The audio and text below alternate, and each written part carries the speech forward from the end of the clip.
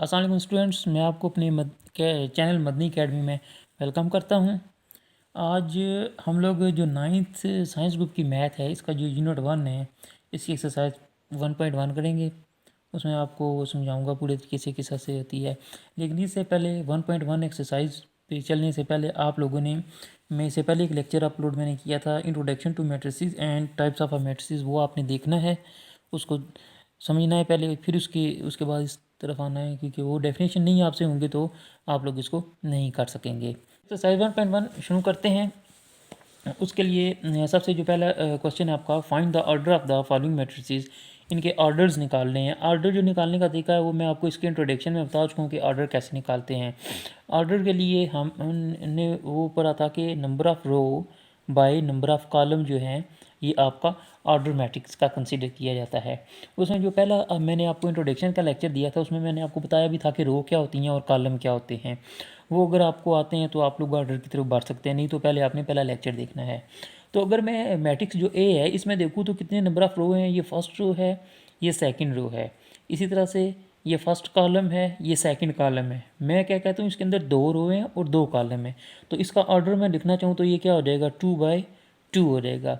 इसी तरह से अगर मैं बी के अंदर देखता हूँ तो नंबर ऑफ़ रो कितने हैं, first row second row, 2 by column कितने हैं, फर्स्ट कॉलम सेकंड कॉलम। ये इसका भी ऑर्डर क्या हो जाएगा, 2/2 हो जाएगा। इसको 4 नहीं लिखना है, 2/2 लिखना है।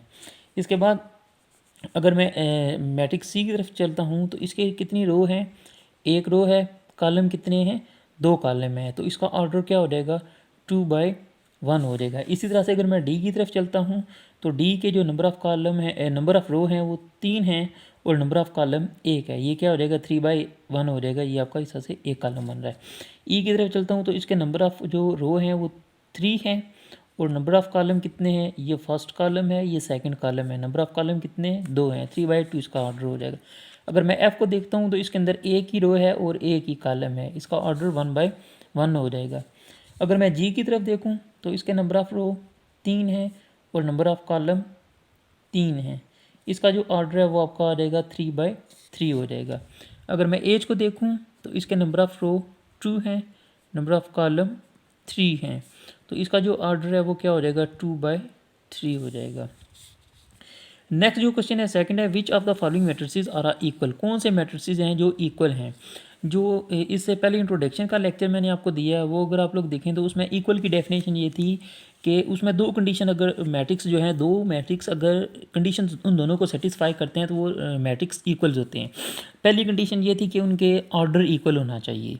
ऑर्डर जैसे मैंने ऊपर आपको बताया ऑर्डर कैसे निकालना है। दूसरी चीज़, उसकी जो क्रॉसपेंडिंग एंट्रीज़ हैं वो सेम होनी चाहिए। क्रॉसपेंडिंग एंट्रीज़ का मतलब ये है कि लेट्स सपोज कि ये एक मैट्रिक्स है, इसकी ये एंट्री 1 है। इसी तरह से जो दूसरा मैट्रिक्स होगा, इसकी पहली कॉलम की पहली एंट्री 1 सॉरी ए होनी चाहिए, तो ये भी ए है, वो भी ए है। ये क्रॉसपेंडिंग एंट्रीज़ हैं। अगर ये सेम है, ठीक है, सारी एंट्रीज इसी तरह से सेम है, तो वो दोनों मैट्रिक्स इक्वल होंगे। बढ़ते हैं ज़रा अपने अगले क्वेश्चन की तरफ। ये ए है, ए आपके पास 3 है। मुझे देखना है और कौन सा ऐसा मैट्रिक्स है जिसके अंदर ऑर्डर 1/1 है और करस्पेंडिंग एंट्री भी 3 है, वो दोनों मेरे इक्वल होंगे। ये ए है, इसमें मैं देखूँ तो ये 3 5 है, ये तो 3 नहीं है। ये मैं देखता हूँ तो 5-2 लिखा हुआ है, इसका मतलब कि इसके अंदर 3 आ रहा है। 5-2 को करें तो 3 आ सकता है। इसका मतलब है जो ए है वो इक्वल हो जाएगा मेरा सी के। आगे मैं देखता हूँ तो बी जो मैट्रिक्स है, बी ये 3 और 5 लिखा हुआ है, 3-5। अगर मैं इसको देखूँ तो डी जो है इसमें 5-3 लिखा हुआ है। इसका ऑर्डर तो उसके सेम है, इक्वल है, लेकिन करस्पेंडिंग एंट्रीज सेम नहीं है, ये दोनों इक्वल नहीं होंगे। इसके अलावा मैं अगर देखता हूँ आपका आई मैट्रिक्स, तो इसका 3 और 5 है। इनकी इसकी अगर करस्पेंडिंग एंट्रीज को भी देखूँ सेम है, ऑर्डर भी सेम है। इसका मतलब क्या हुआ, बी इक्वल हो जाएगा आई के। डी को मैं देखूँ तो इस तरह का कोई और मुझे मैट्रिक्स नज़र नहीं आ रहा। आगे ई को देखता हूँ तो 4-0-6-2 और एच में भी देखूँ तो इसकी भी एंट्रीज इसी तरह की हैं, बिल्कुल सेम है करस्पेंडिंग एंट्रीज, और इसका ऑर्डर भी ई से सेम है, ई की तरह है। इसी तरह से जे को देखता हूँ तो ये 4 आ जाता है, 6-0-2। ई एच और जे जो हैं इनकी एंट्रीज भी सेम है और इनके ऑर्डर भी सेम है। तो इसका मतलब है कि ये दोनों इक्वल हो जाएंगे। अब अगर मैं ई के बाद एफ को देखता हूँ तो 2 6 कॉलम के अंदर लिखे हुए हैं। ये जो जी है इसमें 3 - 1 2 होता है, 3 + 3 6 होता है। इसका मतलब है कि इसकी भी एंट्रीज और जो ऑर्डर है वो इक्वल है, तो ये दोनों भी मैट्रिक्स भी क्या हो जाएंगे, इक्वल हो जाएंगे। इस तरह से हमारा सेकंड क्वेश्चन कंप्लीट हो जाता है। अब थर्ड क्वेश्चन की तरफ चलें तो कहता है find the value of A B C and D which satisfy the matrix equation. Matrix equation दी या दो मैट्रिक्स आपस में इक्वल हैं, हमने यहाँ से ए बी सी डी की वैल्यू निकालनी है। जैसे सिंपल इक्वेशन होती है इसी तरह से हम लोग इनकी इक्वेशंस बनाते हैं। इक्वल है तो हमने करस्पेंडिंग एंट्रीज को इक्वल कर देना है। जैसे ए प्लस सी इधर इधर फर्स्ट एंट्री 0 है, उसको 0 के इक्वल कर देंगे।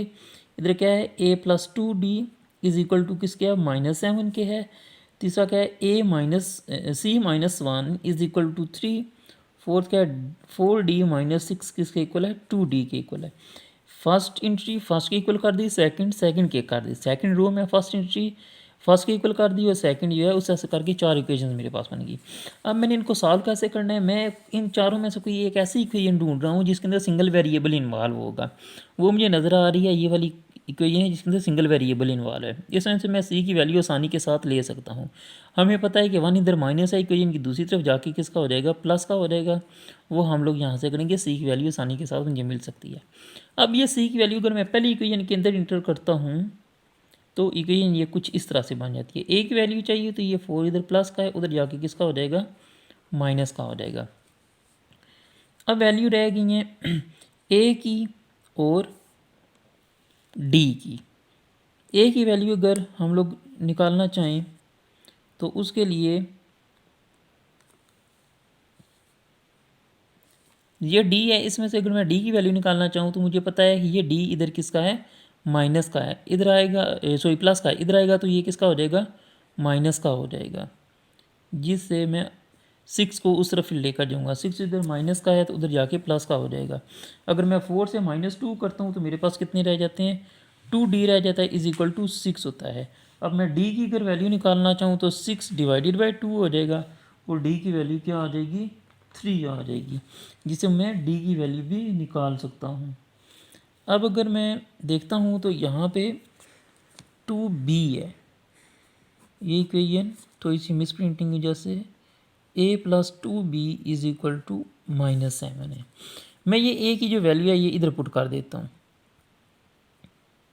a की -4 इस जगह पे पुट कर दी है। अब मैं अगर b की वैल्यू निकालना चाहूँ 2b इज इक्वल टू ये माइनस का 4 है, दूसरी साइड पे जाके किसका हो जाएगा, प्लस का हो जाएगा। It's mean 2b is equal to -3 and b is equal to 2 इधर मल्टीप्लाई है, दूसरी साइड पे जाके डिवाइड हो जाएगा।